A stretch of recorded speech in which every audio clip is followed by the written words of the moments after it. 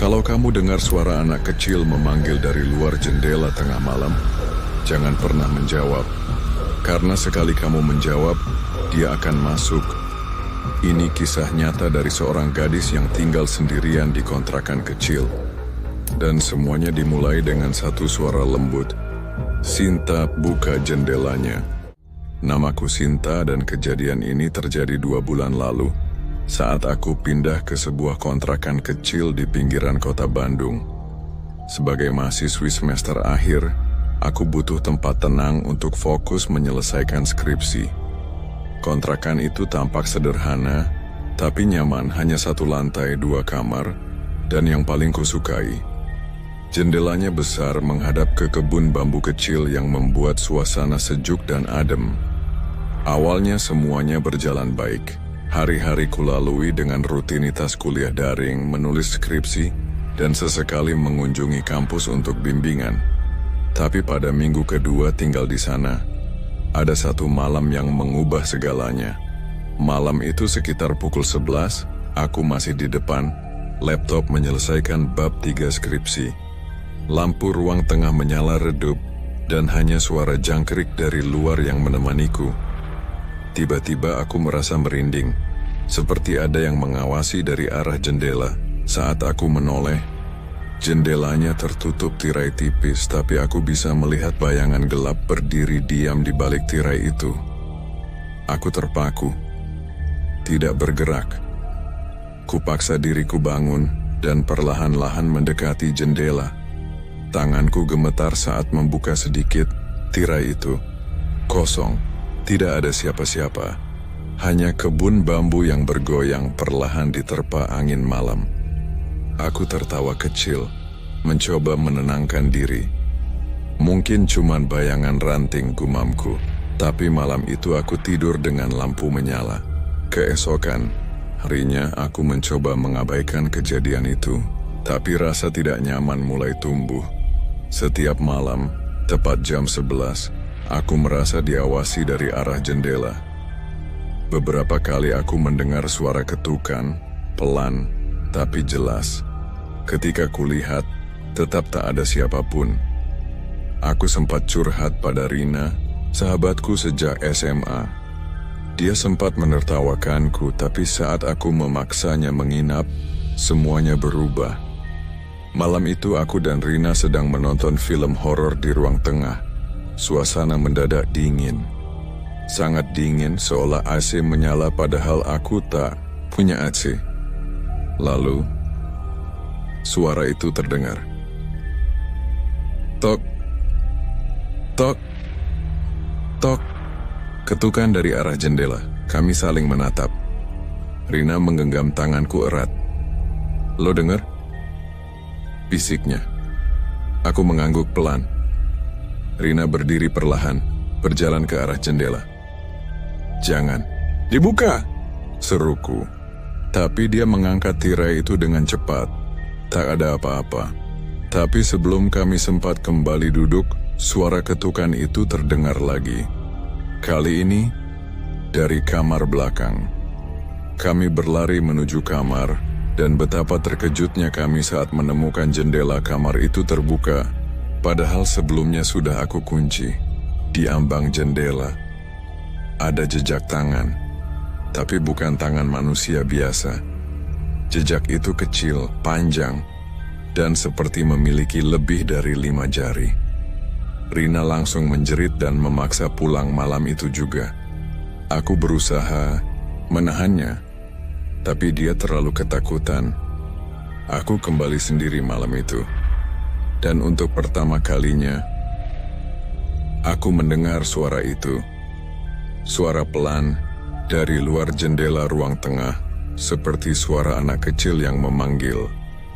Sinta, buka jendelanya. Tubuhku langsung kaku. Suaranya halus, menyeramkan, dan sangat dekat. Dengan sekuat tenaga aku berlari ke kamar dan mengunci pintu. Aku menangis semalaman di bawah selimut, mencoba meyakinkan diri bahwa itu hanya mimpi. Tapi malam-malam berikutnya, suara itu terus datang. Dan setiap malam, dia makin dekat. Sudah seminggu sejak suara itu pertama kali memanggilku dari balik jendela. Setiap malam, selalu di jam yang sama, pukul 11 malam. Suara anak kecil itu terdengar semakin jelas, semakin dekat. Awalnya hanya terdengar dari luar jendela, lalu dari belakang pintu. Dan tadi malam aku yakin dia memanggil dari dalam rumah, "Sinta, aku di sini." Aku sudah tidak bisa tidur nyenyak. Makanan pun sulit masuk. Bahkan saat siang hari pun aku merasa dia memperhatikanku dari bayangan-bayangan di sudut ruangan. Aku sempat pergi ke rumah Rina, berharap bisa menenangkan diri. Tapi bahkan di sana aku masih merasa dia mengikutiku. Di cermin, aku melihat pantulan sesuatu yang berdiri di belakangku. Bayangan kecil, tapi dengan tubuh yang sangat kurus dan leher miring ke satu sisi, seolah patah. Aku rasa, ini bukan tempat itu yang dihuni, kataku pada Rina. Tapi, Rina langsung mengusulkan agar aku mencari bantuan orang pintar. Tapi aku ragu. Aku bukan orang yang percaya pada hal-hal begitu. Meski sekarang semua yang kuhadapi sulit dijelaskan dengan logika. Aku kembali ke kontrakan keesokan harinya. Entah kenapa tubuhku terasa berat, seolah ada yang menyeretku untuk pulang. Malam itu aku putuskan tidur lebih awal. Aku berharap jika aku tertidur sebelum pukul 11 aku bisa melewatkan momen itu. Tapi tidak. Aku terbangun tepat pukul 10.59 karena suara ketukan keras dari arah dapur. Tok, tok, tok, jantungku berdetak makin cepat. Aku tidak berani bergerak. Ketika aku menatap pintu kamar, aku melihat sesuatu. Bayangan berjalan di balik celah bawah pintu. Langkah kecil, tapi cepat, menyelinap dari satu sisi ke sisi lain. Lalu suara itu muncul lagi. "Sinta." Aku kedinginan. Aku mulai menangis. Aku membenamkan wajahku ke bantal. Tubuhku gemetar hebat. Tiba-tiba, pintu kamarku berguncang. Seperti ada yang mendorong dari luar. Tuh. "Sinta, aku masuk ya." Pintu berhenti berguncang, sunyi. Beberapa detik kemudian, lampu kamar padam, gelap total. Aku tidak tahu bagaimana, tapi tubuhku terasa berat dan mataku tiba-tiba tertutup sendiri. Seperti ada kekuatan yang menidurkanku secara paksa. Dalam gelap, aku melihat bayangan putih kecil mendekat ke arahku. Lalu semuanya menjadi hitam. Keesokan harinya aku terbangun dengan tubuh pegal, tenggorokan kering, dan bau anyir darah yang menyengat dari luar kamar. Saat aku membuka pintu, lantai depan kamar terlihat basah. Ada genangan air bercampur tanah dan lumpur. Jejak kaki kecil mengarah dari jendela ke arah dapur. Aku memutuskan untuk menelepon Rina dan minta bantuan. Rina datang dengan seseorang yang ia kenal, seorang perempuan tua bernama Bularas. Tubuhnya kecil tapi matanya tajam, dan sejak melangkah ke dalam rumah, raut wajahnya langsung berubah tegang. Tempat ini sudah dibuka. "Sesuatu dari luar sudah masuk," katanya. Aku menggigil. "Apa maksudnya dibuka?" Dia tidak hanya mengetuk jendela lagi. Sekarang dia sudah ada di dalam. Dan yang lebih buruk, dia suka sama kamu. Seketika itu juga perutku mual. Bularas mulai melakukan pembersihan rumah dengan membaca doa dan menaburkan garam serta bunga. Tapi saat dia memasuki kamar belakang, dia langsung terdiam. Ia berjalan perlahan ke jendela yang pernah terbuka sendiri. Lalu dia berkata pelan, "Dia tidak datang dari luar."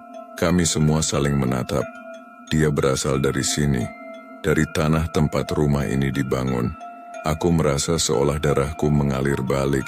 Kontrakan ini dibangun di atas apa? Bularas menoleh padaku dan berkata, Kamu harus kuat. Kalau tidak, dia akan mengambil alih kamu dari dalam. Aku ingin bertanya lebih jauh, tapi sebelum sempat berbicara, pintu depan tiba-tiba terbanting sendiri. Dan saat kami berlari ke arah ruang tengah, di jendela yang selama ini menjadi pusat teror itu, tampak tulisan kabur seolah dicoret dengan jari di kaca yang berembun. Setelah peristiwa tulisan di kaca itu, Bularas menyuruhku tidur di rumah Rina selama beberapa hari. Tapi jujur, rasa aman itu hanya sementara. Malam pertama di rumah Rina, aku masih bisa tidur meski gelisah. Tapi pada malam kedua, mimpi itu datang. Dalam mimpi itu aku berdiri di tengah kebun bambu. Kabut tipis menggantung di udara dan udara dingin menusuk tulang. Di depan, terlihat sosok anak kecil berdiri membelakangiku. Tubuhnya kurus, bajunya compang-camping, dan rambutnya panjang, menutupi sebagian wajah. Dia berbalik perlahan, matanya kosong. Mulutnya robek hingga ke pipi. "Ayo main, Sinta," katanya, suaranya seperti bisikan angin yang kering dan mati. Aku terbangun sambil menjerit. Keringat dingin membasahi tubuhku. Rina langsung masuk ke kamar dan memelukku, mencoba menenangkan. Tapi saat aku menceritakan mimpiku, wajahnya langsung pucat. "Lo tahu nggak, Sin?" katanya perlahan. "Tadi malam gue juga mimpi, tapi lo yang manggil gue dari kebun bambu. Lo berdiri diam dan lo bilang, 'Aku sudah main sama dia, guys. Sekarang giliran kamu.' Kami berdua membisu. Sejak itu aku tahu, dia tidak hanya mengikutiku, dia mulai menyebar. Pagi itu aku memutuskan untuk mencari tahu sendiri asal-usul kontrakan itu. Aku mendatangi warga sekitar, bertanya sana-sini, sampai akhirnya seorang bapak tua pemilik warung kecil di dekat gang membawaku ke sebuah warung kopi tua yang dikelola istrinya. "Mbak tinggal di kontrakan nomor 7, ya?" tanya si ibu sambil menyeduh kopi. Aku mengangguk. "Iya, Bu, kenapa?" "Dulu tanah itu rumah keluarga Pak Jarot, tapi pernah kebakaran. Habis semua. Istrinya meninggal, anaknya juga." Aku menelan ludah. "Anaknya?" "Iya, cewek. Namanya Ayu. Usianya baru 7 tahun. Katanya waktu kebakaran dia terkunci di kamar belakang. Tubuhnya hangus nggak ditemukan, cuma sisanya aja." "Apa itu alasan rumah itu dirobohkan dan dijadikan kontrakan?" Si ibu mengangguk pelan. "Orang-orang bilang anak itu belum pergi." Sepulang dari sana aku duduk di kamar Rina sambil menggenggam ponsel. Tanganku gemetar, rasanya napas pun berat. "Aku harus kembali," kataku akhirnya. Rina membelalak. "Lo gila?" "Enggak, aku harus ketemu dia. Harus tahu apa yang sebenarnya dia mau." Malam itu aku kembali ke kontrakan. Rina menolak ikut. Tapi aku tahu, semua ini tidak akan selesai jika aku terus kabur. Rumah itu terasa lebih dingin dari biasanya. Semua benda seperti memancarkan hawa asing. Aku menyalakan semua lampu, tapi cahaya pun terasa suram. Tepat pukul 11, suara ketukan itu datang. Lagi, tapi kali ini bukan dari jendela. Tok, tok, tok. Dari dalam lemari kamarku, tubuhku kaku. Napasku tercekat. Tok, tok, tok. "Sinta, ayo main lagi." Dengan tubuh gemetar, aku mendekati lemari. Aku tidak tahu apa yang mendorongku, tapi sesuatu di dalam diriku ingin membuka pintu itu. Perlahan ku pegang gagangnya, dan kuputar. Cerek pintu lemari terbuka perlahan. Kosong. Hanya pakaian-pakaian lama dan bau apek. Tapi saat aku menoleh, dia berdiri di belakangku. Anak kecil itu, dengan mata hitam legam dan kulit terbakar. Dia tersenyum. Senyum yang bukan milik manusia. Sejak malam aku menemukan boneka itu, sesuatu dalam diriku berubah. Rasanya seperti ada kabut tipis yang menutupi pikiranku. Aku lebih sering termenung, sulit membedakan mimpi dan kenyataan. Suara itu, suara Ayu, kini terdengar bahkan di siang hari. Bukan hanya memanggil, tapi berbicara. Kita akan main terus kan, Sinta? Jangan tinggalkan aku. Kalau kamu pergi, aku ikut. Rina mulai khawatir. Saat ia menemuiku beberapa hari kemudian, dia langsung syok melihat keadaanku. Katanya, wajahku pucat, mata cekung, dan senyumku aneh. Tapi aku merasa baik-baik saja. Bukankah aku hanya sedang beradaptasi? Rina memaksa agar aku kembali ke rumah orang tuaku. Tapi ketika ia hendak menarik tanganku, aku menepisnya dengan kasar. Suatu hal yang tak pernah kulakukan. Bahkan aku menatapnya dengan pandangan dingin dan berkata, "Ayu nggak suka kamu, Rin." Rina mundur ketakutan. Ia pergi tanpa berkata apa-apa lagi hari itu. Malamnya aku duduk di ruang tengah sambil memeluk boneka Ayu. Jendela besar di hadapanku terbuka sedikit, dan angin malam masuk membawa suara gemerisik daun bambu. "Ayu, kamu di sini kan?" bisiku. Dan perlahan dia muncul. Berdiri di ambang jendela, kakinya menggantung tak menyentuh tanah. Rambut panjangnya tertiup angin, dan wajahnya tetap sama, hangus, matanya kosong, dan senyumnya lebar tak wajar. Tapi aku tidak takut. Entah kenapa aku malah tersenyum balik. "Besok kita main lagi ya," kataku. Dia mengangguk pelan, lalu lenyap ke dalam gelap. Keesokan paginya aku bangun di ranjang. Tapi boneka Ayu tak ada. Yang ada hanya bekas tanah basah di lantai. Jejak kaki kecil yang mengarah ke pintu depan. Ponselku berbunyi. Pesan dari Rina. "Sinta, gua ketemu Bularas lagi. Lo harus ikut gua hari ini. Ada yang penting." Aku hampir tak merespon, tapi sesuatu di dalam diriku mendorongku untuk pergi. Bertemu Bularas lagi. Jadi, aku pun menemui mereka di rumah Rina. Begitu melihatku, Bularas langsung bergidik. "Kamu sudah setengah diambil," katanya lirih. Aku, "Baik-baik saja, Bu," jawabku dengan senyum datar. "Tidak, kamu tidak sadar. Dia sudah masuk ke dalam. Setiap malam kamu bermimpi kan? Tapi itu bukan mimpi. Kamu sedang bermain dengannya di dunia mereka." Aku mulai merasa pusing. Kepala terasa berat.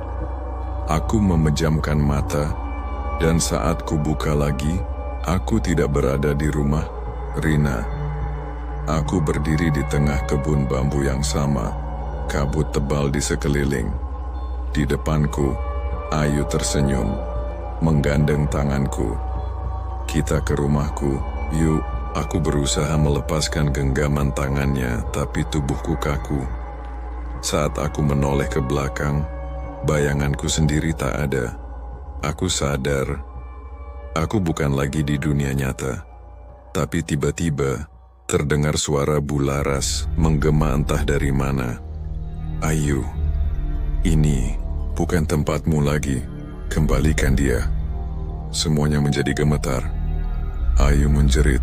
Tangannya mulai terbakar dan ia memelukku erat sambil menangis. "Jangan tinggalin aku, Sinta, jangan." Aku meronta, dan dalam sekejap aku terbangun kembali di rumah Rina. Nafasku tersengal-sengal. Tubuhku basah oleh keringat. Bularas duduk di sampingku dengan wajah lelah. "Kamu hampir dibawa ke sana. Sedikit lagi." Setelah kejadian itu, aku memutuskan untuk meninggalkan kontrakan itu selamanya. Barang-barangku hanya sedikit yang bisa dibawa pulang. Sisanya, aku relakan, tapi sebelum aku pergi, aku sempat kembali ke sana sekali lagi. Sekadar untuk menutup semua yang tertinggal. Saat aku masuk ke kamar, Boneka Ayu ada di atas ranjang. Tapi sekarang bajunya bersih, mukanya utuh, seperti boneka baru. Dan ada secarik kertas kecil di sampingnya. Tulisannya, "Makasih udah temenan sama aku. Jangan lupakan aku ya." Aku membawa boneka itu keluar, dan atas saran Bularas, aku membakarnya di tanah kosong belakang kontrakan. Api menyala pelan, dan sebelum habis aku melihat asap berbentuk seperti anak kecil melayang ke langit malam. Lalu, tenang. Sejak saat itu, tak ada lagi suara. Tak ada ketukan. Tak ada jendela yang terbuka sendiri. Tapi kadang, di malam hari, saat aku melihat keluar jendela rumah orang tuaku, aku merasa dia masih berdiri di sana, diam, menatapku, menunggu aku membuka. Dia pikir semuanya sudah berakhir, tapi di luar jendela rumah barunya, bayangan itu masih berdiri, diam, menatap, menunggu. Karena sekali kamu membuka jendela untuknya, dia akan selalu tahu kemana harus pulang.